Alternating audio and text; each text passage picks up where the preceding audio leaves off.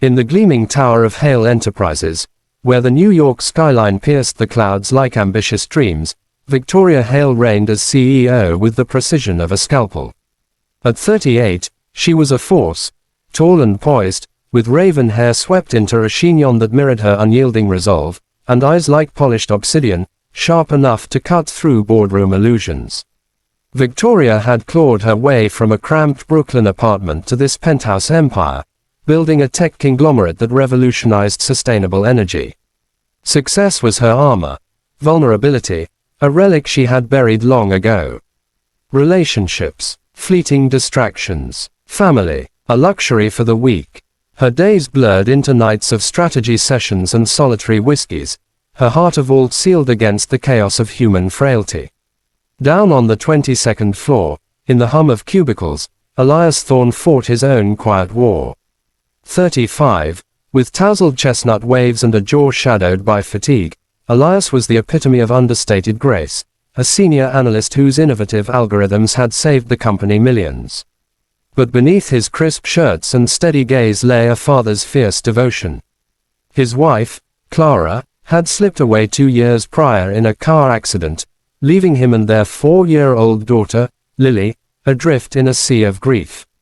Lily was a wisp of wonder, porcelain skin dusted with freckles, emerald eyes that sparkled like morning dew, and curls the color of autumn leaves that danced when she twirled in her favorite yellow dress.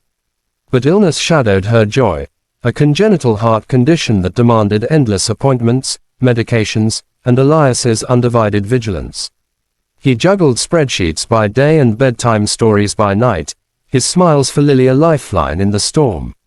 It was a Thursday, the air thick with the scent of rain-lashed streets below.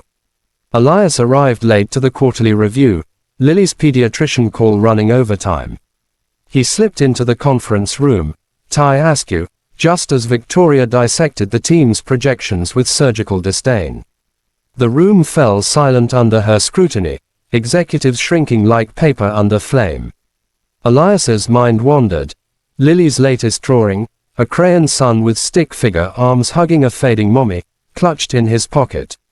As Victoria's voice rose in critique, her profile caught the light, the elegant curve of her neck, the fire in her stance. For a fleeting second, she reminded him of Clara, fierce, unbroken.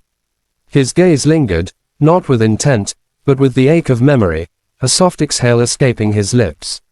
Victoria whirled, her heel clicking like a verdict. "Mr. Thorne," she said, voice laced with frost, "am I interrupting a daydream? Or is staring at your superior how you justify your tardiness?" The room froze. Elias straightened, color draining from his face. I'm sorry, Ms. Hale, it won't happen again." But her eyes narrowed, a predator sensing weakness. She stepped closer, towering in her power heels, the scent of her jasmine perfume clashing with his faint trace of baby shampoo.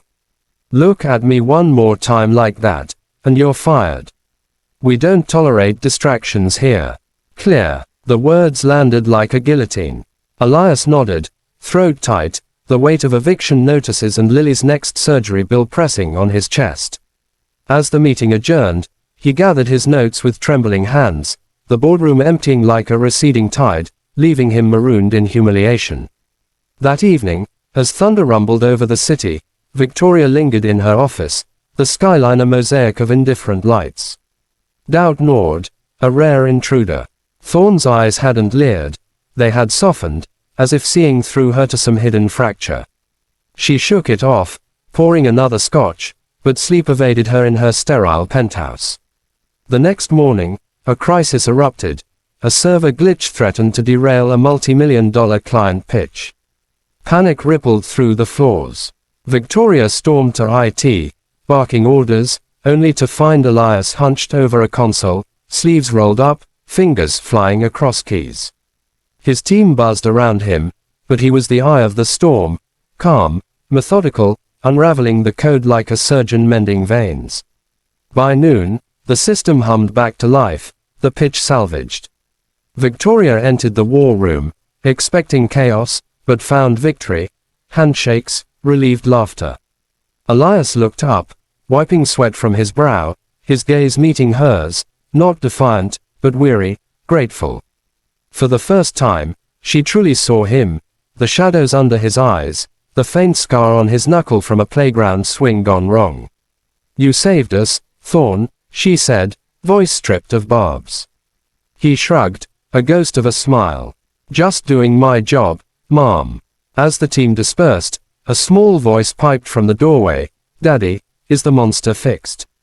Lily stood there, clutching a stuffed rabbit, her tiny frame dwarfed by the corporate expanse. Elias's face lit like dawn. "All better, Petal. Come meet Muz. Hale." Victoria knelt instinctively, her tailored skirt pooling like spilled ink. Lily tilted her head, curls framing a face pale as moonlight. "You look like a queen," the child said solemnly, extending a crumpled drawing, stick figures under a rainbow, labeled, "Family Fixes." "Daddy says queens help when things break." Victoria's breath caught, the paper trembling in her fingers. Elias knelt beside her, lifting Lily effortlessly. "She's had a rough morning. Another checkup." The words unlocked something. Lily's fragile heartbeat, monitored by beeps and wires, echoing the silence Victoria had enforced in her own life. In that moment, the vault cracked. Victoria, who had fired executives for less, saw not a subordinate, but a man cradling his world. "Thorn. Elias," she whispered, standing, composure fracturing. I overreacted yesterday. Your work, your daughter, they're extraordinary." He met her eyes, not with resentment, but understanding. "We all carry weights, Muz. Hale. Some just show more." Tears pricked her vision. Unbidden, unfamiliar. She reached out, touching Lily's cheek, the warmth seeping into her frozen core. What happened next reshaped everything. Victoria didn't just retract her threat. She became an ally. She cleared Elias's schedule for Lily's surgery, funding it anonymously through the company wellness program.